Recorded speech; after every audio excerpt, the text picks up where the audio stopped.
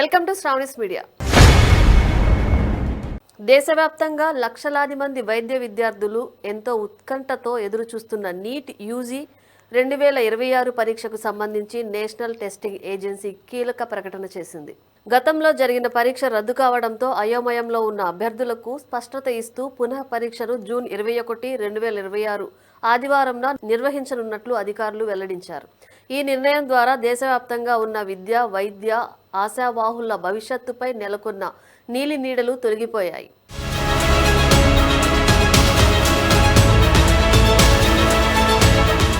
ముందుగా ప్రకటించిన షెడ్యూల్ ప్రకారం ఈ ఏడాది మే 3వ తేదీన నీట్ పరీక్షను నిర్వహించింది. అయితే దురదృష్టవశాత్తు పరీక్షా పత్రం లీక్ అయినట్లు బలమైన ఆధారాలు లభించడంతో పరీక్షా విధానంలో పారదర్శకతను కాపాడేందుకు కేంద్ర ప్రభుత్వం ఎన్టీఏ తక్షణమే స్పందించి ఆ ఎగ్జామ్ను రద్దు చేశాయి. విద్యార్థుల కష్టానికి తగిన ప్రతిఫలం దక్కాలనే ఉద్దేశంతోనే ఈ కఠిన నిర్ణయం తీసుకున్నట్లు అప్పట్లో స్పష్టం చేశారు.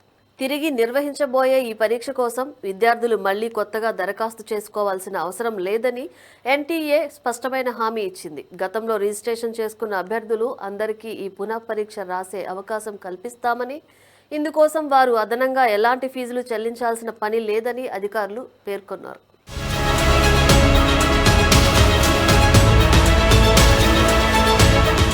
పరీక్షా నిర్వహణలో మళ్లీ ఎటువంటి లోపాలు తలెత్తకుండా ఈసారి ఎన్టీఏ కట్టుదిట్టమైన భద్రతా చర్యలు చేపడుతోంది. జూన్ 21న జరిగే ఈ పరీక్షకు సంబంధించి అభ్యర్థులకు కొత్త అడ్మిట్ కార్డులను త్వరలోనే అధికారిక వెబ్సైట్ ద్వారా అందుబాటులో ఉంచుతామని వెల్లడించారు. సమయం చాలా తక్కువగా ఉన్నందున అభ్యర్థులు తమ ప్రిపరేషన్ను మరింత వేగవంతం చేసుకోవాలని, కేవలం అధికారిక ప్రకటనలను మాత్రమే నమ్మాలని అధికారులు సూచిస్తున్నారు.